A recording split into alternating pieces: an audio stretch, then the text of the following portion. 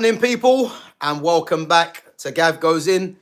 Big up yourselves, guys, each and every time for coming through. Big up to Lumi as well. Um, let's just see this 1 minute.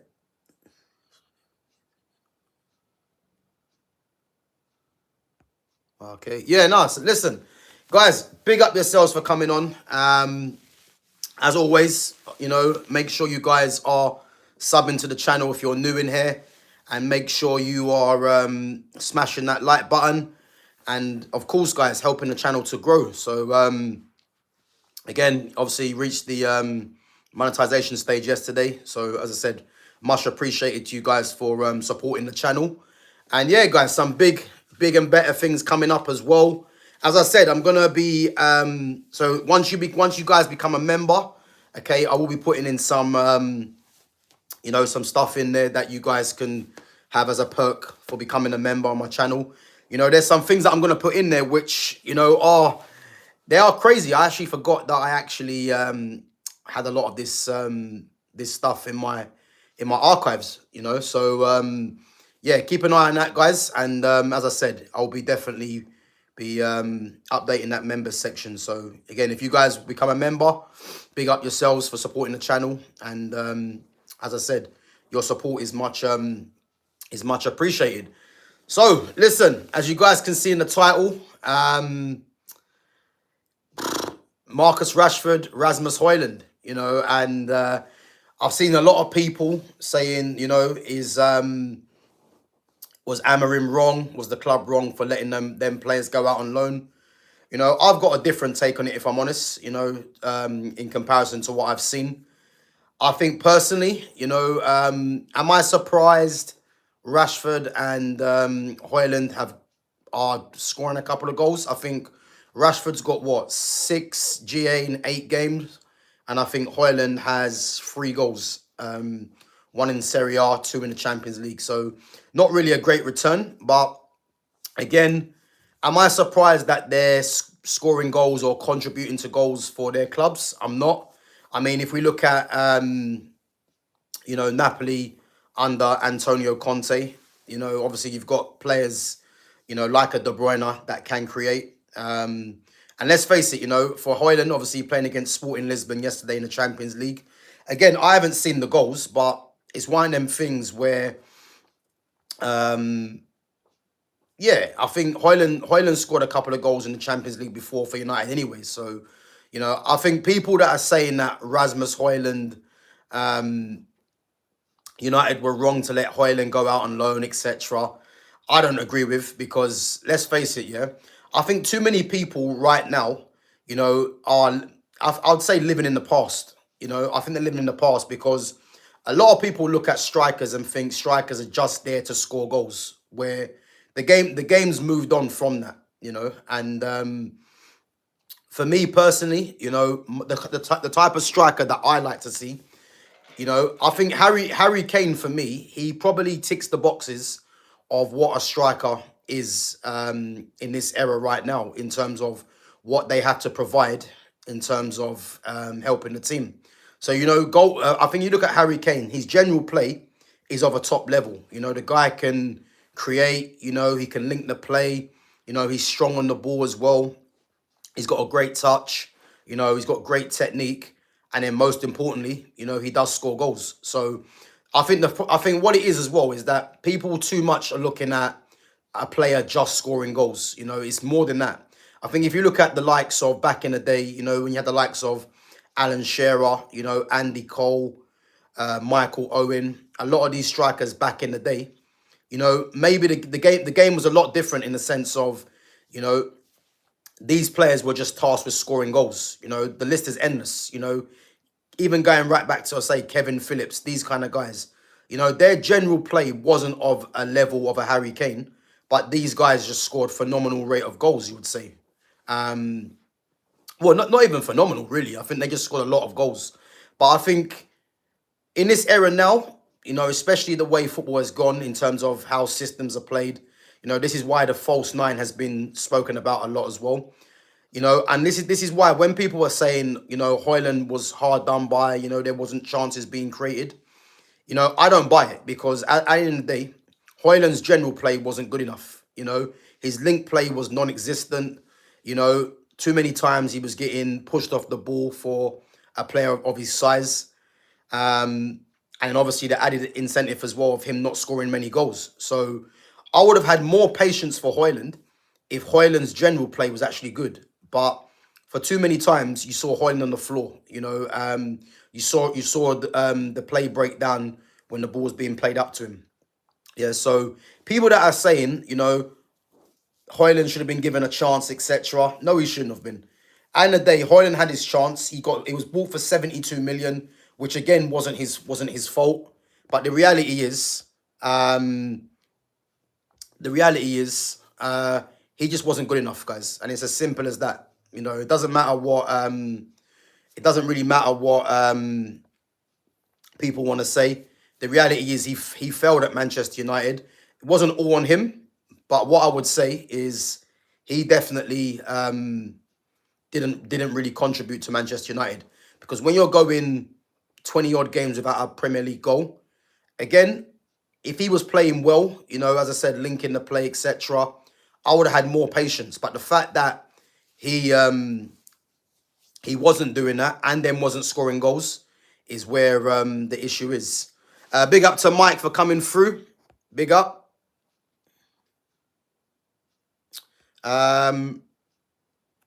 So Lumi says it's crazy.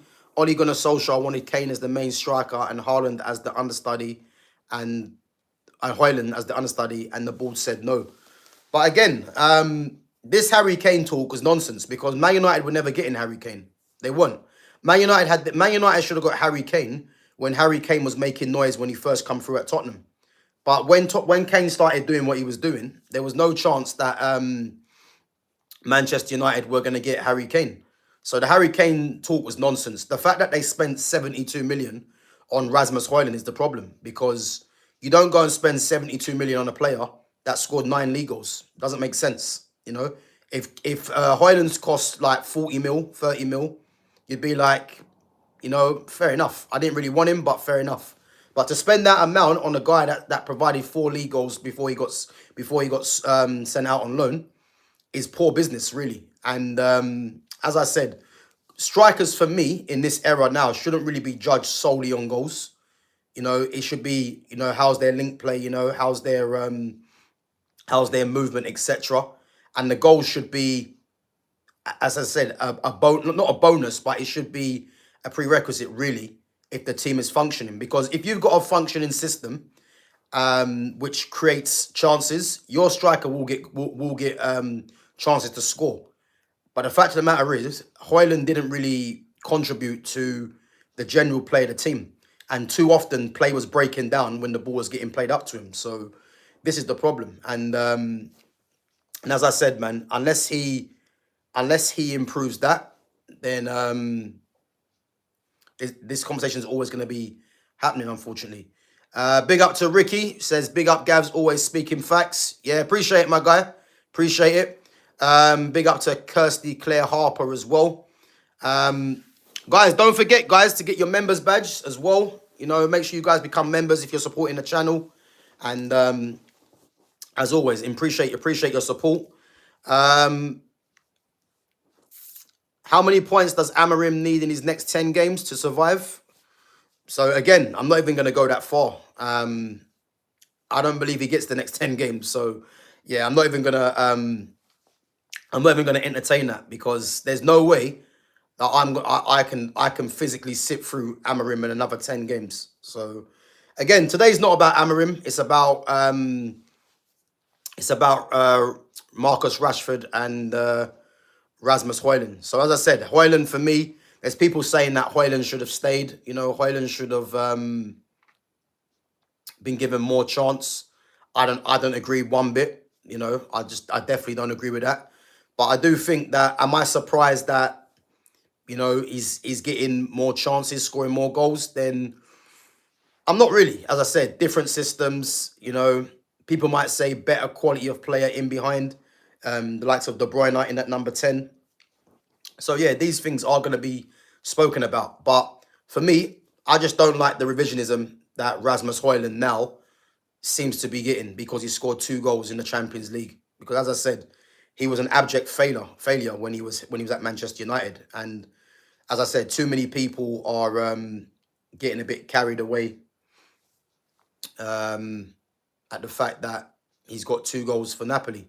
You know, let's see if he contributes to Napoli winning the title again and, you know, winning the Champions League, because that's where it's going to be at.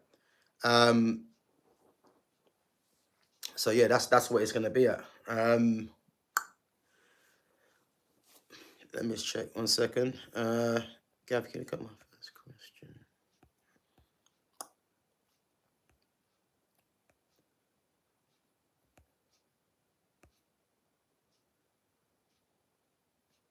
So, how many players in the last 5 years have come in and proved as players for United?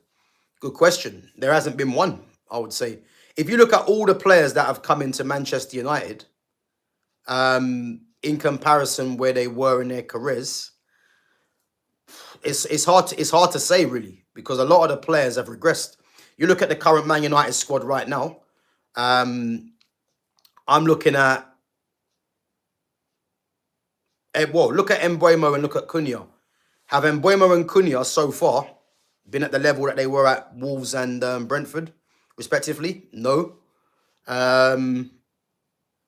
Who else is there? I'm trying to think who else has come to the club now. Yeah, it's a hard question, really. Because the answer to that really is no one's really improved, really. Yeah, it's a difficult question. I mean, if you give me some players, then I can tell you if they've improved or not. But if we're looking at the fact where they were before they come to United, yeah, it's a bit of a difficult question to answer, really.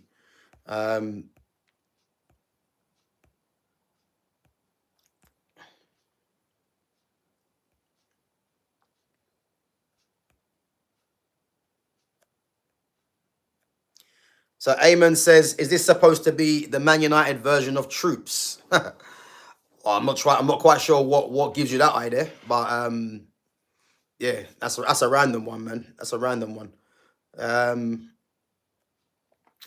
But yeah, guys, Marcus Rashford. You know, do I still think Barcelona signed Marcus Rashford? I don't know. I'm gonna say they don't take him on a permanent, and purely because of the wage. And as I said, they'll probably be looking at targeting another player, whoever that might be.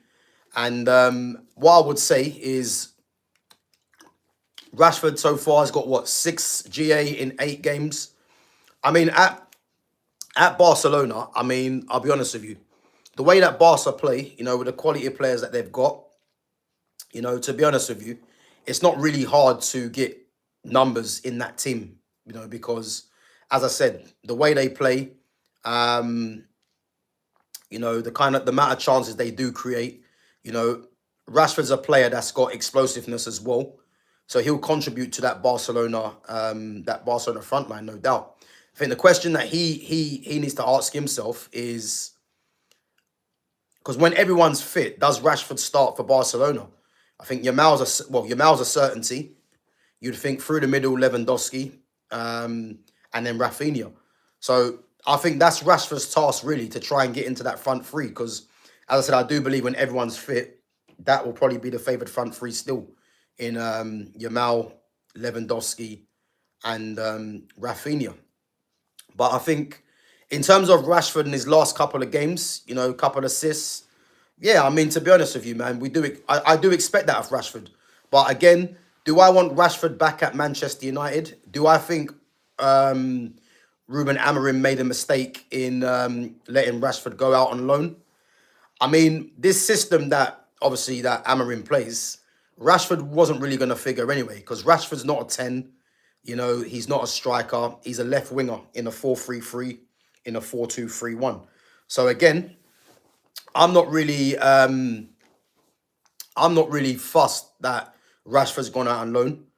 I think Rashford needed to go out on loan purely because of you know, he needed a change of environment, you know, and I think the fact that he's doing well at Barca at the moment, yeah, I mean that was to be expected.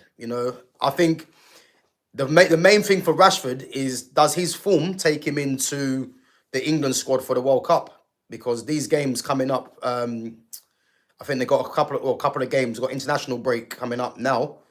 I mean, to be fair, I expect him to be in the squad. I think what's his name? Thomas Tuchel likes Rashford, and I think Rashford for me, um, if you're looking at the left wing options, I think he's only really competing with Anthony Gordon, really, as a left wing option, possibly Eze as well, or will Eze be more as a 10? But I think he's only really competing with Anthony Gordon at the moment in Thomas Tuchel's plans.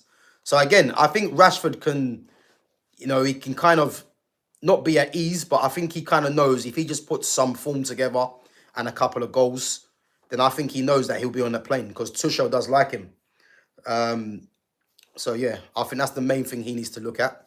Guys, I'm going to put a poll up anyway. I'm going to put a poll up and I want to see who do you reckon is going to have the better season. Let's see what you guys think. Spare me 1 minute. Yeah, let's put this up.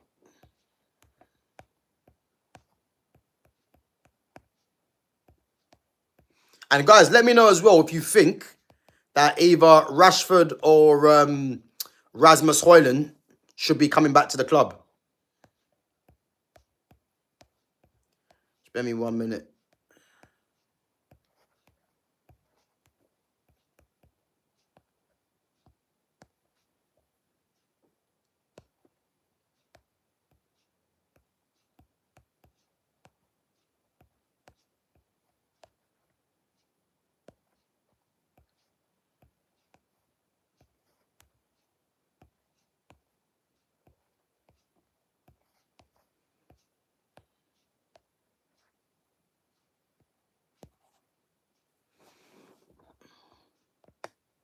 So yeah, guys, make sure you vote on that. So let me know what you think. Who has the better loan? Let's put that there. So who has the better loan? Marcus Rashford or Rasmus Hojlund?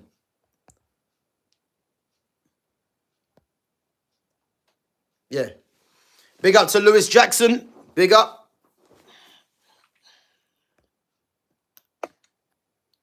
So would you swap Amorim for Arteta? No.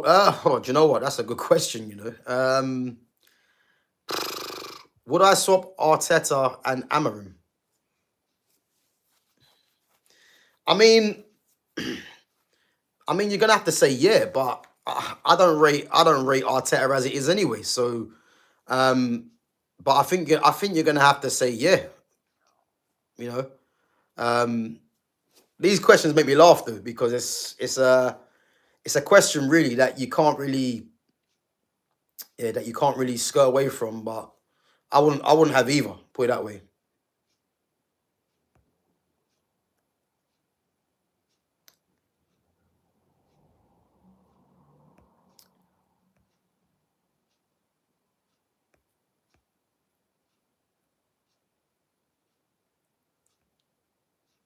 Big up to DXR.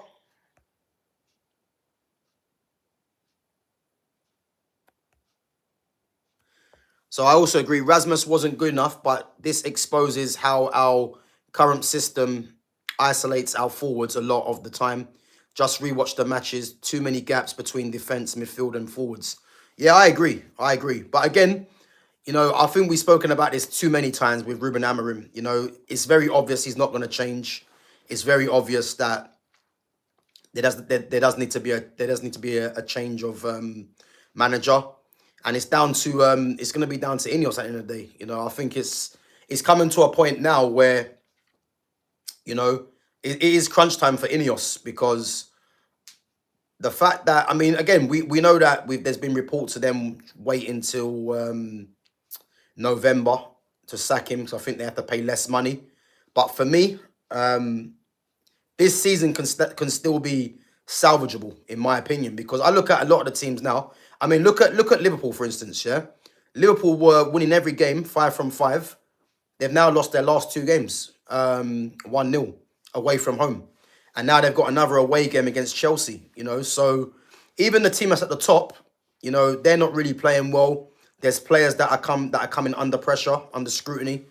So again, yeah, it's one of them things where this season can be salvaged, but it needs the sacking of the manager needs to happen.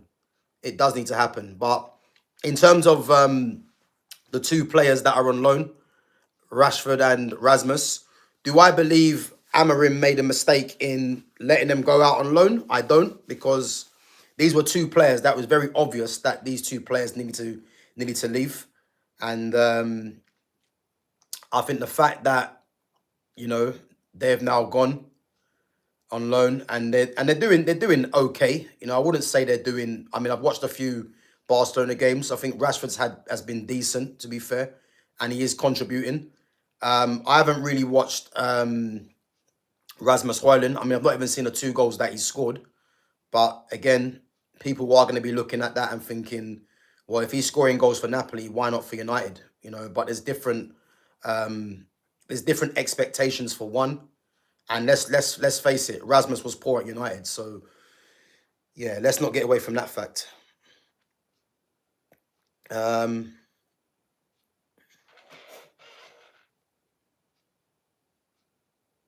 So Mike reckons Rasmus is going to have the better season because almost guaranteed Napoli getting Champions League football.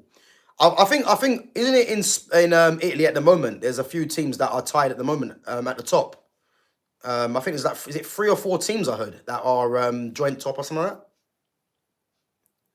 I'm not sure. But again, Lukaku's out injured because we know if Lukaku was fit, Lukaku's actually playing. So Rasmus wouldn't have got that much chances anyway. So, but yeah, I think at the moment he's got a couple of goals against Sporting Lisbon. But again, I don't want people looking at that as to say like he should be coming back to United because, yeah, no way should that be happening for me. So 75% think Rashford, 25% think Hojlund of who has the better loan.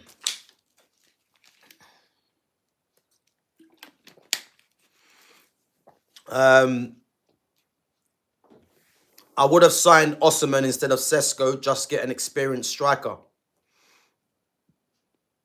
Yeah, I mean, to be fair, like the fact that we're debating between the likes of Osimhen and other players is, what I mean? It's one of them things where, as I said, I didn't really want Sesko, but from what I've seen of him, he's actually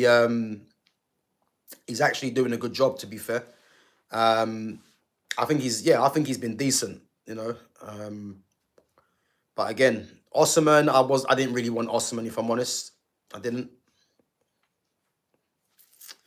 Ola says Osimhen's wages are high though. Yeah, I heard he's getting paid something ridiculous in Turkey, which is why he went there.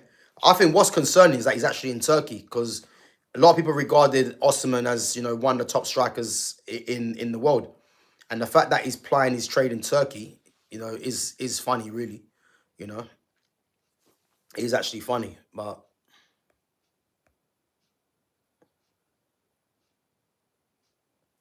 So young strikers don't always make it at United. Martial, Depay, and Hojlund come to mind. Again, Martial and Memphis Depay come to the club as left wingers, really. Obviously, if you look at Depay now, Depay plays more central. Same with Martial. But there's reasons why a lot of players don't succeed at clubs. Again, it's not a case of just bringing in, especially with younger players. When you bring younger players in, you need to have a platform for them to succeed, And the fact that when Martial first come in, under Louis van Gaal, Louis van Gaal was improving Martial's game. You can see Martial, when he first come, there was so much excitement around him. And you can see he had the ability. There's a reason why Martial had a Ballon d'Or clause in his contract. People might be laughing at that right now, but there's a reason he had that. Because if you see his... what he was doing at Monaco, if anyone remembers the game when Monaco played Arsenal and he absolutely destroyed Arsenal, that's why Martial was was rated highly, and he had that clause in his contract for a reason. But as usual, Man United just kill talents because this is a club that is an enemy of talent. You can tell. Man United as a club, from what I've known throughout the years, they champion passion and hard work over talent. That's a fact. These things should be a given, but that gets championed more than the actual ability. And then again, if you look at the fact that Van Gaal, when he got sacked, that was probably the beginning of the end for Martial, because Martial was at an age where he needed development, and Louis Van Gaal has been the only coach since even Sir Alex wasn't really a coach, because you had Carlos Queiroz there that was doing the coaching. But even when when Van Gaal went, you can clearly see he was coaching these players to improve. And the fact that he got sacked, as I said, that was the beginning of the end for the likes of an Anthony Martial. I mean, Memphis Depay, who did he come in under as well?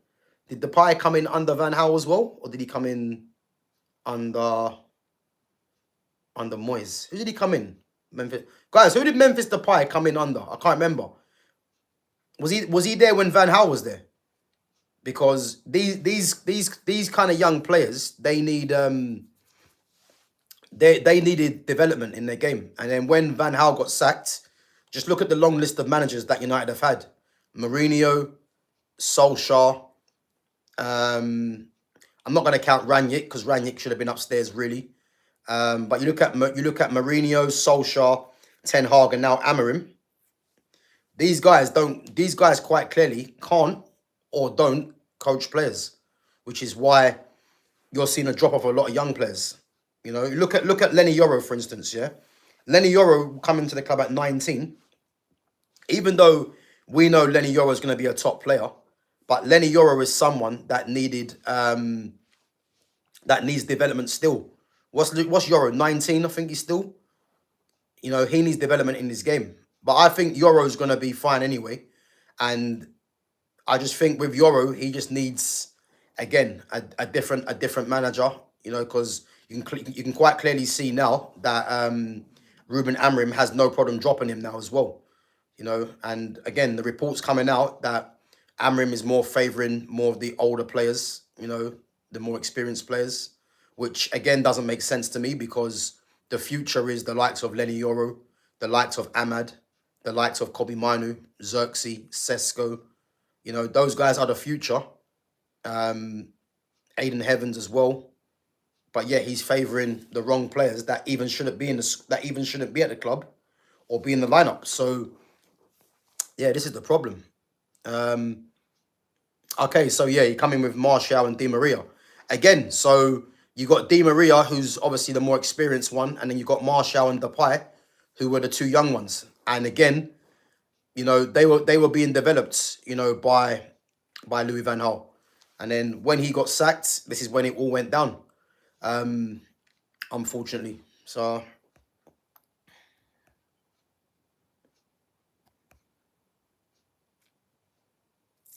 and then Mike, yeah, I agree, man. Sacking Van Gaal, yeah, it was United's biggest mistake. It was their biggest mistake. I think a lot of people didn't like the style of football that Van Gaal was playing. But for me personally, I was happy with the football he was playing, because, as I mentioned to you guys, the game against Liverpool at Anfield, where he just played them off the park. There's not many teams that will go and do that to Liverpool. And that was a Van Gaal team that you could arguably say, wasn't really at full strength, But I watched that game, and he absolutely dominated Liverpool at Anfield. So yeah, listen, it's these kind of managers for me that United need to be targeting again. And obviously everyone's looking at the likes of Glasner. And the thing with Glasner as well, you can very clearly see Glasner's coaching that Crystal Palace team.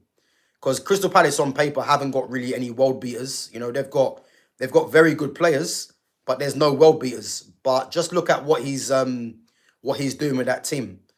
Someone the other day said to me that that Mark Guehi wants to now go to Real Madrid. And that's just crazy to me, because that would never have come under, who's the previous manager before Glasner. I forgot who the manager. Oh, was it Vieira that was manager before?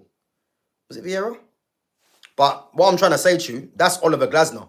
Oliver Glasner now, has basically played his part in getting the likes of Real Madrid interested in a Mark Guehi, interested in a Adam Walton.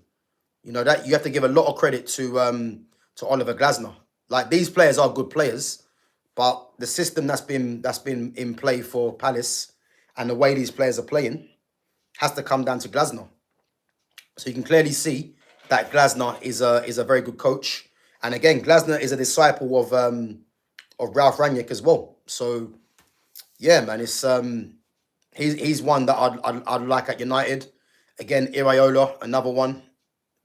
And then you got the likes of Xavi.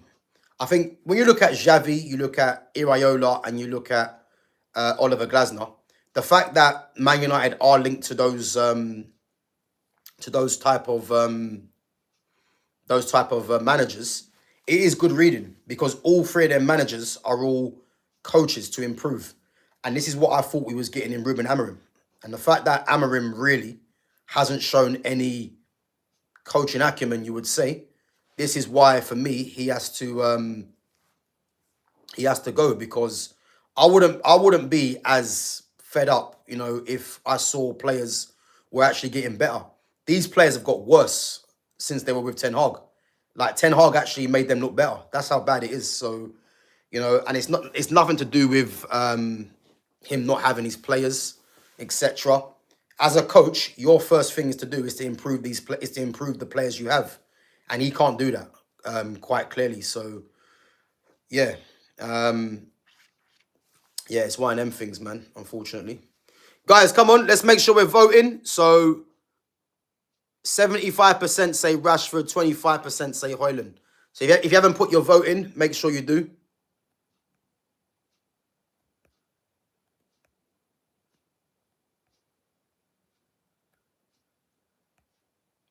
Guys, get them likes up as well. I've only got 5 likes on there. Come on, smash the like button and make sure you sub to the channel as well if you're new in here. Did anyone catch Did anyone catch any of the other Champions League games yesterday? Apart from the Barcelona and PSG game.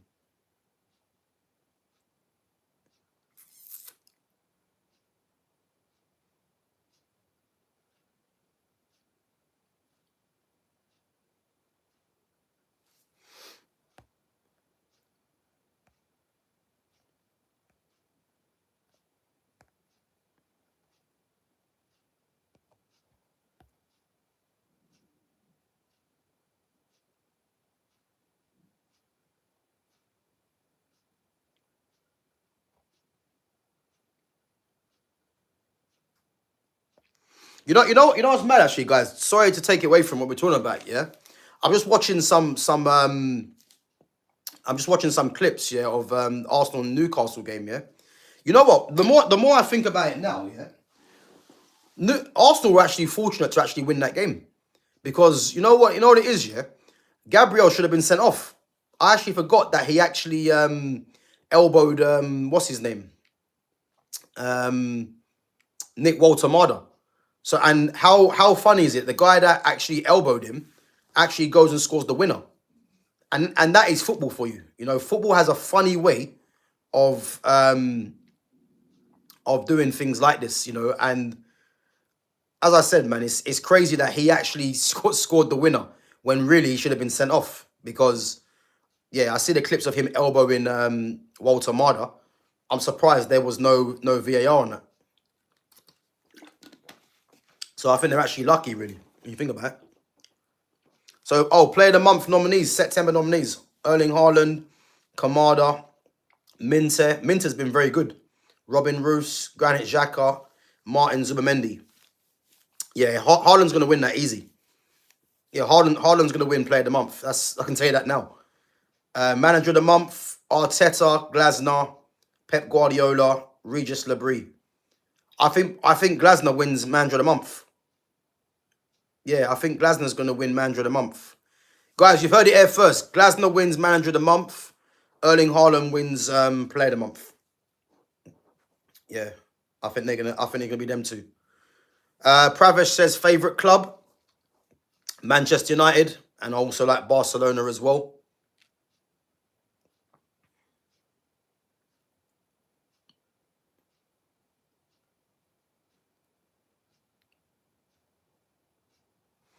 Yeah, Barcelona. So City drawed against Monaco. Yeah, 2-2. Yeah, big up to XYZ says, bro, PSG showed levels. Listen, I watched that game yesterday, yeah, and for me, that game should be a final. You know, I think anyone that's a lover of football would know that that game should really be a final. You know, and the fact that those two teams met early on, I think is good. You know, but the lineups that were played, was actually surprising because I didn't expect both teams to field weaker teams like that. You know, and I think in that first half, Barca played some good stuff. I think they started with what? Yamal on the right. I didn't think Yamal would start because he's just come back from injury. But Yamal started, Ferran Torres was through the middle, and then Rashford was on the left.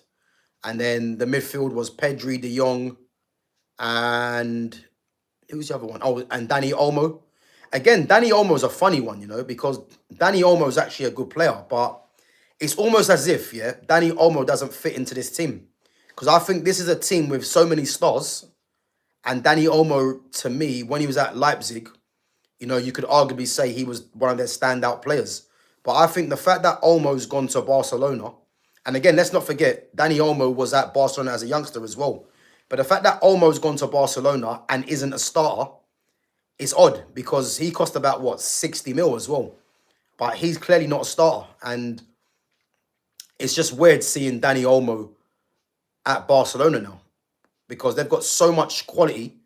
You're looking at Olmo as just, dare I say it, a squad player, which is odd. So he started with Pedri and De Jong. Gerard Martin was at left back. Koundé's right back.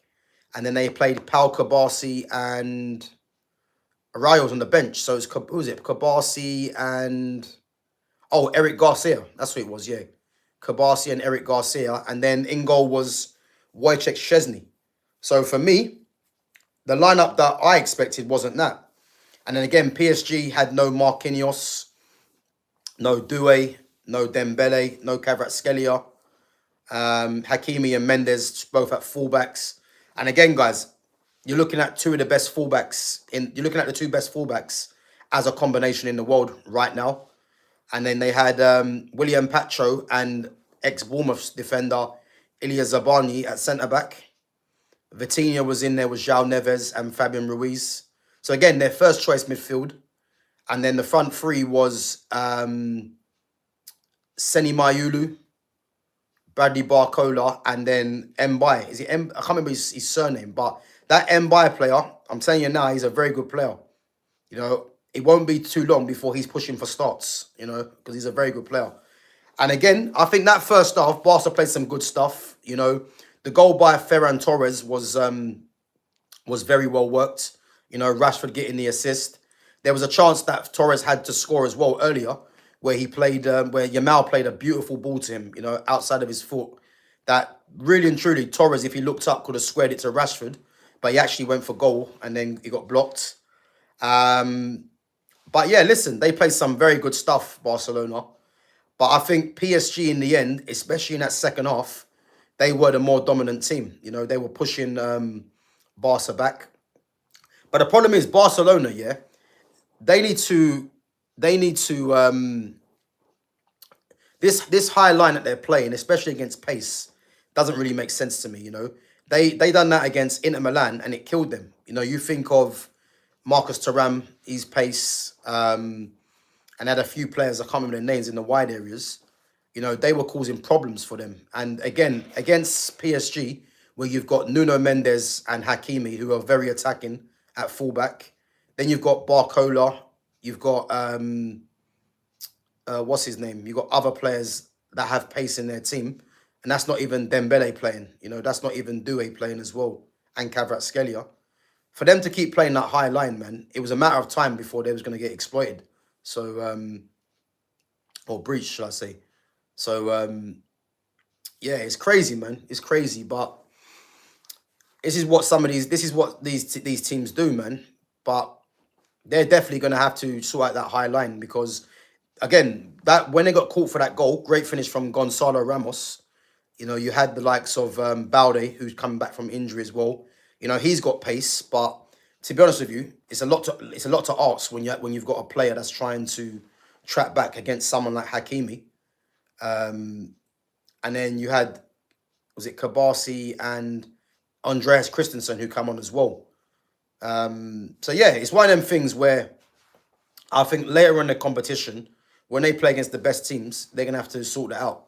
You know, because I can't think if they was to meet a Man City or a Real Madrid in the latter stages, they're gonna play that high line with Mbappe and Haaland's pace. Not to mention Vinicius Junior as well, Jeremy Doku. You know, these guys have got pace in the wide areas and centrally as well. So if Barca do meet them, they're gonna have to try and sort that out. You know, because their centre back pairing isn't the quickest. Let's be honest. You know. Big up to Iftikhar says Hansi's tactics need to improve after the new offside rule update. Luis Enrique exploited it and scored near the end. Yeah, exactly what I said. Exactly what I said, man. It was exploited.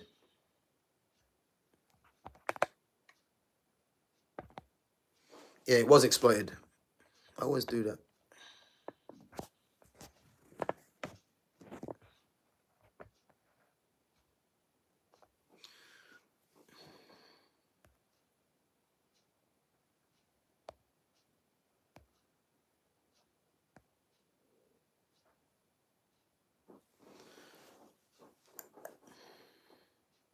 Big up to EAE says Amorim needs to go. I mean, it's not surprising, is it? Really? I mean, he definitely does need to go. I agree. Um, but again, Sunderland tomorrow. We're gonna do the match preview tomorrow. So we're gonna look at the lineup as usual and how we think the game's gonna go. But yeah, listen, I think again, there's like I've said what I've had to say on this manager. You know, it's now down to Ineos. I think we can't keep looking at the manager now because the manager's quite clearly out of his depth, and it's up to Ineos to put him out of his misery. Let's be honest, because I definitely do think that he needs to go. You know, there's no doubt in my mind. And the thing is, I'm not going to change my mind. You know, because even if Man United beat Sunderland, like, am I going to come on here and start saying, you know, that the manager needs to stay? I'm not going to do that. So yeah, it's one of them things really that the quicker he goes, the better. You know, and yeah, let's just wait and see what happens. Let's see what happens.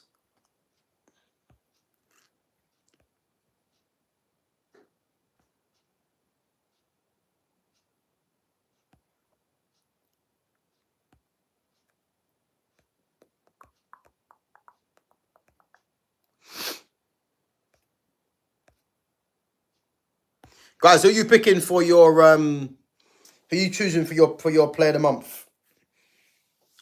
Is it definitely Erling Haaland? I think it's an obvious one, really. Who are you taking for manager of the month?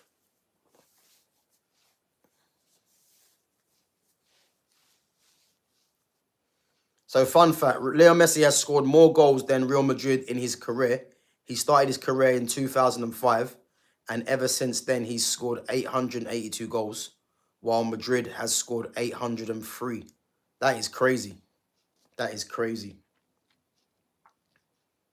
So EAE reckons Erling Haaland. Yeah, listen, I think Haaland's going to win it, definitely. I think the only player really that might be in contention to compete with Haaland for player of the month, I would possibly say, who are the players again? Let me see.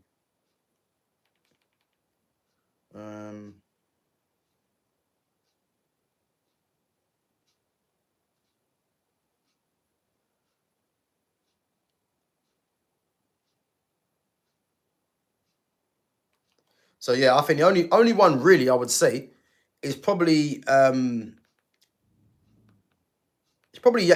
Minte, I would say. I think Minte is probably the only one. I mean, Granit Xhaka started off well. Kamada's been decent, to be fair. He's been crucial in that midfield. The keeper at Sunderland, Robin Roos. Again, you've got two Sunderland players in there. Zubamendi, I don't think Zubamendi's been great. I think Zubamendi's been put in there because of his strike against Leeds. I think that's the only reason why he's in there. Because he didn't play well against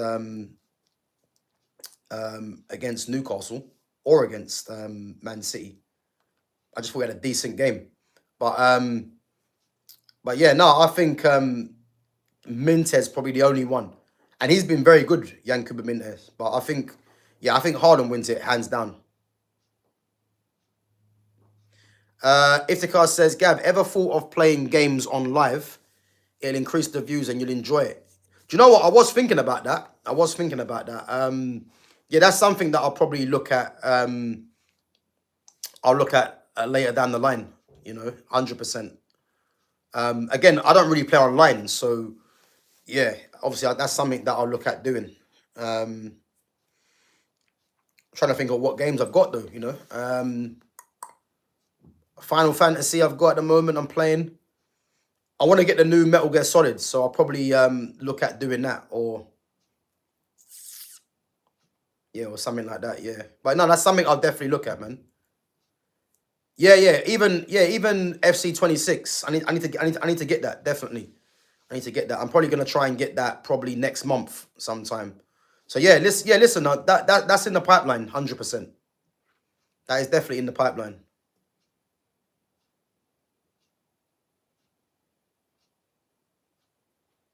Guys, as well, if you know anyone, if you're in the chat, guys, if you guys know anyone that does that can do thumbnails, etc., let me know, guys. If you recommend anyone that can do thumbnails, thumbnails and yeah. Let me know if you guys know anyone that can do thumbnails. Yeah. And guys, let me know the voting as well. So we got 72% Rashford, 27% Hojlund. Opinions on Scott McTominay playing as a left midfielder. Yeah, crazy. But I think they play I think he's not really playing as a left midfielder because I think they're playing with like a narrow midfield. So he might start off on the left, but it's more of a case of him playing a bit more central to make the midfield more compact. I think sometimes when you've got players that are in positions like what McTominay is reportedly meant to be doing at Napoli, on paper, he's probably going to start there. But throughout the game, he won't end up there consistently, I would say. So, yeah, it's one of them things, really. But yeah, no, I think definitely, yeah, I'll definitely be looking at that, man. The FC26, 100%.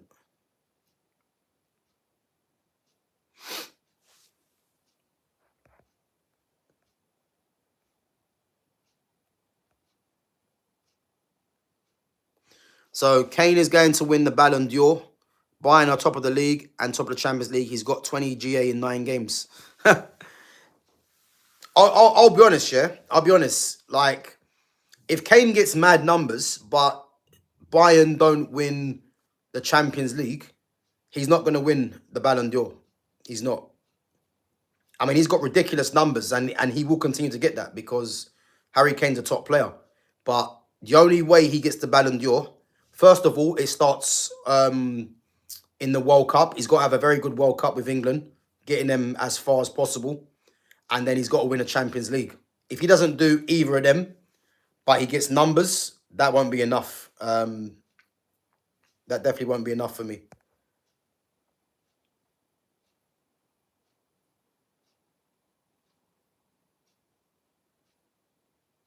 Nah, listen, I'm not bored, man. Like, no, I'm not bored. Again, viewers, yeah, if you wanna ask some questions, or you want some questions or comments, then yeah, put it in. I'm not bored. I'm just trying to I'm just reading something at the moment. But nah, big up, man. Big up. I'm not bored. 100% not bored. Yeah, if you guys got any questions to ask, again, make sure you guys are voting as well.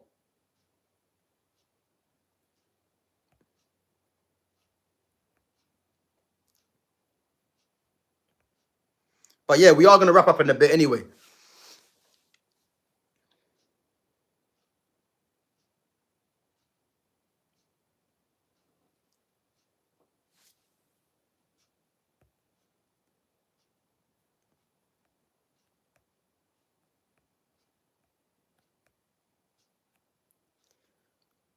Oh, is Wayne Garcia out injured then? He's still out injured. I didn't think he was injured. That made sense why Chesney was in goal. What's happened to Stegen as well? Is Stegen out injured?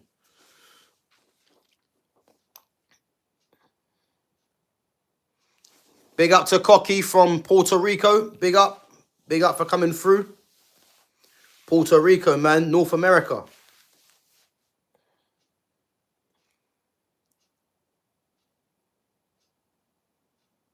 So what if Brazil wins the World Cup and Arsenal end up winning the Champions League? Probably won't happen, but Kane ends up winning the domestic treble and getting mad numbers. So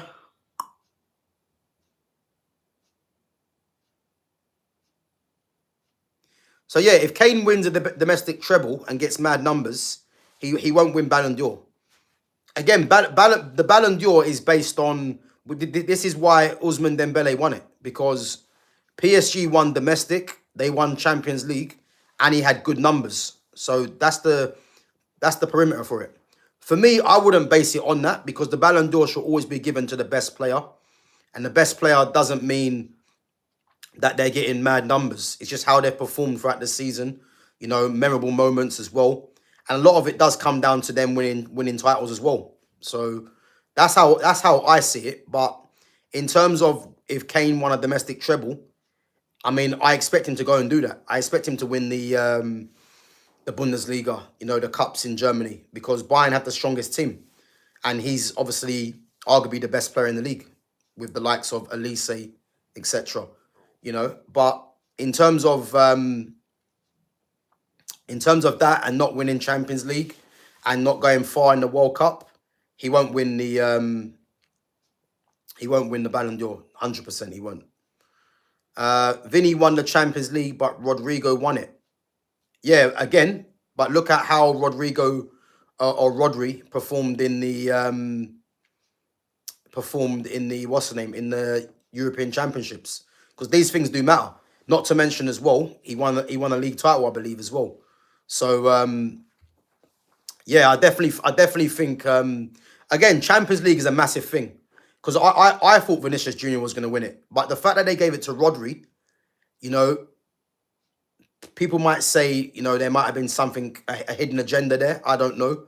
But the fact they gave it to Rodri, I wasn't too fussed, because I rate Rodri as a player. And I think definitely, you know, the European Championships was a definite factor in that.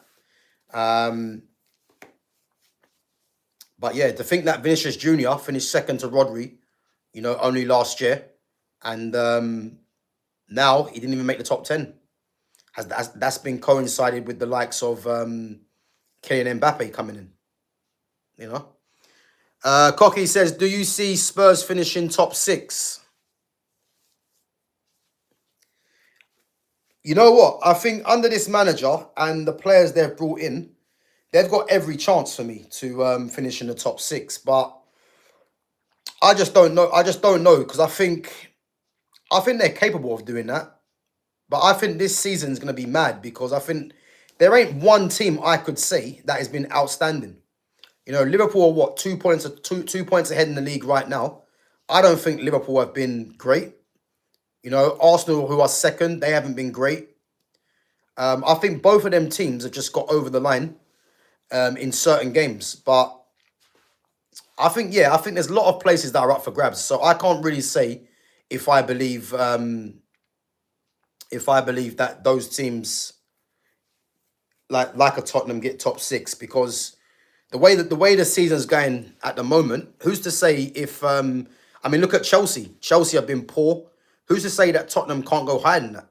You know, I think if we're being honest, their minimum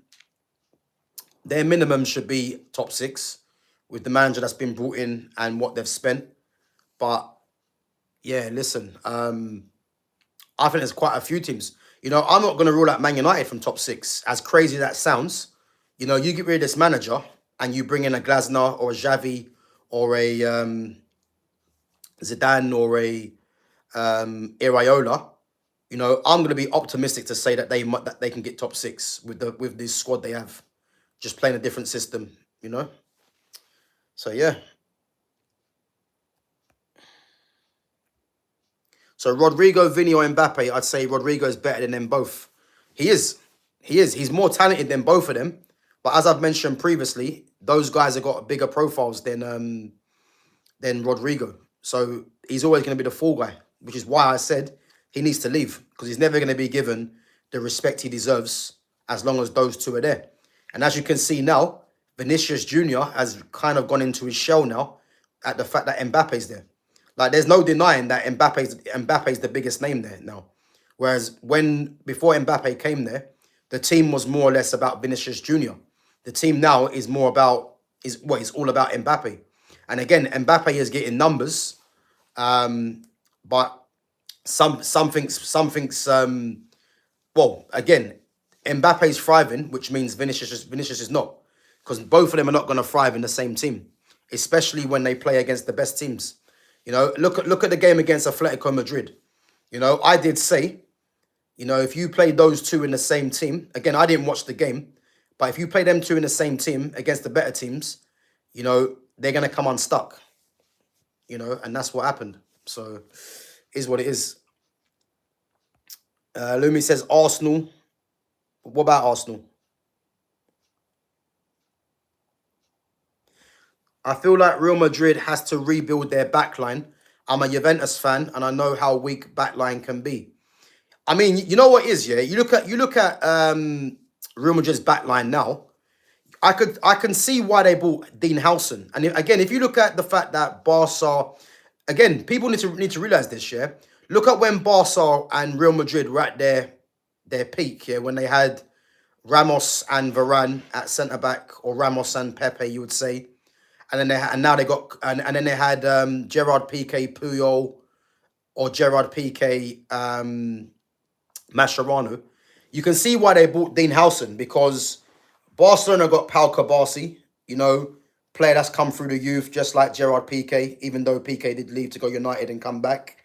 And then Dean Howson again, you know, can't remember where he was before he went to Juventus, but then went to Bournemouth, and now he's at Real Madrid. So again, you look at Real Madrid building their backline with Dean Howson, who they're looking at as being, you know, the linchpin of Spain's defence, just like what Ramos was. And then Barca have Kabasi, as I said. So you look at Rudiger. I think Rudiger might be out injured at the moment. Again, they've got that Raul Asensio as well that they like. Again, he's got a kind of a personality like Sergio Ramos, you know. Could they be looking at him and Howson as being the future pairing? Eden Militao's back from injury as well. So again, they've got, I mean, David Alaba. You know, I think Alaba might finally be fit again as well. I'm not too sure, but I think, yeah, in terms of their defense does need to be built again for me. But there's been talk about Kanate. I mean, I heard Mark Guehi as well. I'm not sure they want Mark Guehi personally. But yeah, their defense for me at the moment, it depends what they're going to do with Rudiger. Do they move Rudiger on? Militao as well. But Asensio, is he good enough to be a regular starter? I think Dean Howson, they're going to put all their stocks into him, because he did cost a bit of money. 50 mil, I think he cost. Right back, yeah, Trent. The fact that Trent was brought in, really, I think he was only brought in because of the name. But as a defender, he's not great. Carvajal's obviously getting on a bit now as well. Again, let's not forget, guys, you know, Real Madrid had Hakimi. Achraf Hakimi used to be at Real Madrid, you know, which is crazy. But yeah, the rest of their team, man. Arda Güler, as Koki's just mentioned, top player.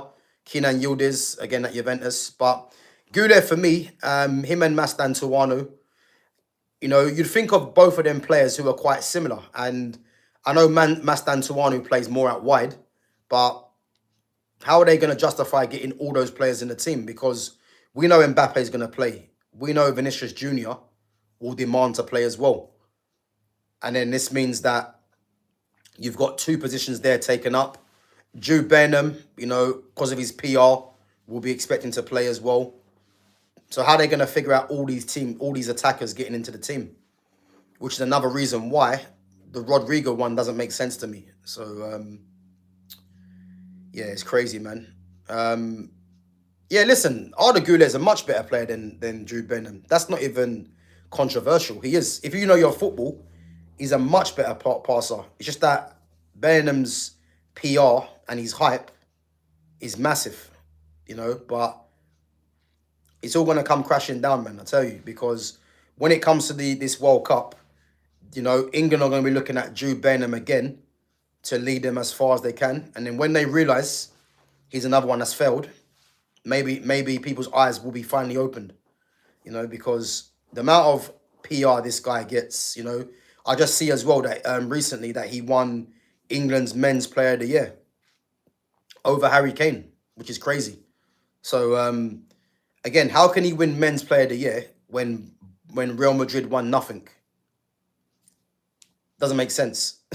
Kane got mad numbers and won a Bundesliga, but yet Bellingham wins it over Kane. Like, you can't tell me that's not PR, you know? And I'm surprised he won it over Kane because Harry Kane's Harry Kane. But to think that Jude Bellingham won it over... Well, Harry Kane was actually third, believe it or not.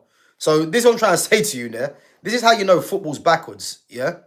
Or England's backwards. Because how can you give Men's Player of the Year and second place to two players that won absolutely nothing last season, but Harry Kane, who's the best out of them three, won a Bundesliga, did get mad numbers, and he finishes third? Like, make that make sense, because that don't make no sense to me. That makes no sense to me whatsoever. Big up to Daniela. Big up.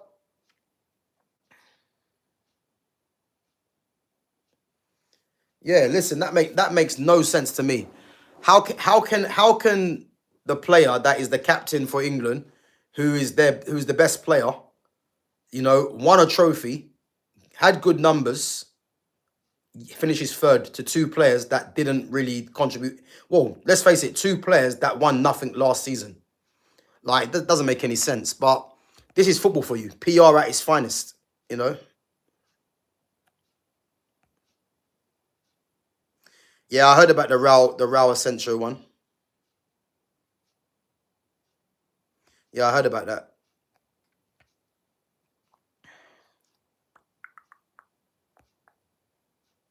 Right, guys, we're going to wrap up in a minute. So any last questions, make sure you put them in. And also, guys, make sure you guys are voting as well. Make sure you're voting. And guys, make sure you guys become a member as well. So there can be some good perks coming out for becoming a member on the channel. So I've got I've got some stuff to put in that are going to be for members only. Some interesting things, guys. You know, as I said, I got some stuff that I actually totally forgot about. You know, some interesting things. Obviously, I won't spoil it too much, but they will be going up for the members only section. So again, if you want to view that, then yeah, make sure you guys become a member and continue supporting the channel as well. So Mike says, best midfielder right now in your opinion? Easy for me, Pedri. You know, Pedri for me. You know, worth giving a mention to what's her name? To Gravenberch, to Caicedo, Vitinha, Frankie de Jong, Camavinga. I mean, Camavinga hasn't really been playing as much, but he's definitely up there for me. But yeah, for me, Pedri, man. Massive fan of Pedri.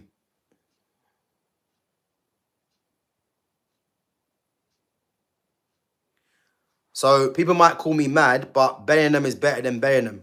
I think you mean Joe Bellingham. His brother's more talented than him. He is. Yeah, Vitinha's a good player, man. He is. But Pedri for me right now He's the best midfielder in the world. He is. Like, the guy's so press resistant. So Alex Oliveira says he was the best midfielder last season. Possibly. I think Pedri was up there with him. I think because obviously PSG won the Champions League. I think people are going to say that. And again, Vitina's very good, but Pedri, for me, man, he's just different. He's different. Ogre says, is Arda Güler overrated? Not for me. Not for me. If anything, I think he's underrated. I think I like in the fact that Xabi Alonso is giving him more game time, because he's a talent, man, definitely. But again, Xabi Alonso's under pressure because that 5-2 loss to Atletico Madrid, they're not going to forget about that. So, yeah, I think it's one to watch there.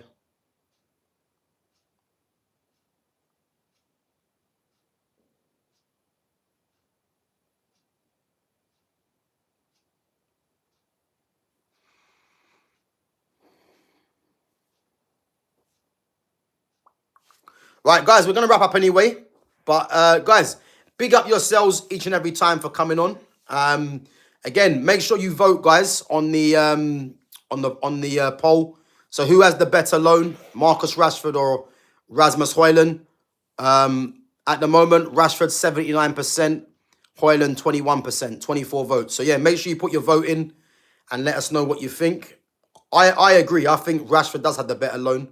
I think Rashford's going to contribute more for Barcelona in terms of Champions League games and Premier League than what Rasmus Hojlund will. But who knows? It could all change, But I think two players at the moment, from last night, had good contributions for their teams in the Champions League. And do I believe Ruben Amorim was wrong in letting them guys go out on loan? Again, you guys know I don't rate Amorim, but I think it was the correct decision to let both of them go out on loan. Funny thing is, can you guys see them coming back? That's what I want to know. Yeah, that's the thing I want to know. But as I said, guys, we'll have to wait and see. But Manchester United obviously playing Sunderland, 3 o'clock kickoff on Saturday. I might do a watch along. I'm not sure yet. I'm not sure if I'm out. I might be out. So yeah, I'll let you guys know. So just keep an eye, obviously, on the schedule. I probably won't do a watch along, so I might be out. So but yeah, definitely tomorrow we're doing the preview for the game in terms of the lineups, how I see the game going. United are at Old Trafford as well, so there should be no excuses really. But Sunderland have performed very well this season. So yeah, we'll have to wait and see. But guys, big up yourselves each and every time. Again, make sure you smash the like button on the way out. Make sure you sub to the channel if you're new as well. Put your vote in as well, who has the better loan. And guys, as well, make sure you guys sign to become members if you're enjoying the content, if you support the channel. Keep supporting the channel as well. It should be, it's going to be growing bit by bit. And as I said, I've got some stuff that I'm going to put up in the members only section. As I said, some things that I forgot about from young. So yeah, keep an eye on that. And as I said, much love you guys for supporting the channel. And yeah, I'm going to catch you guys in a bit. Take it easy.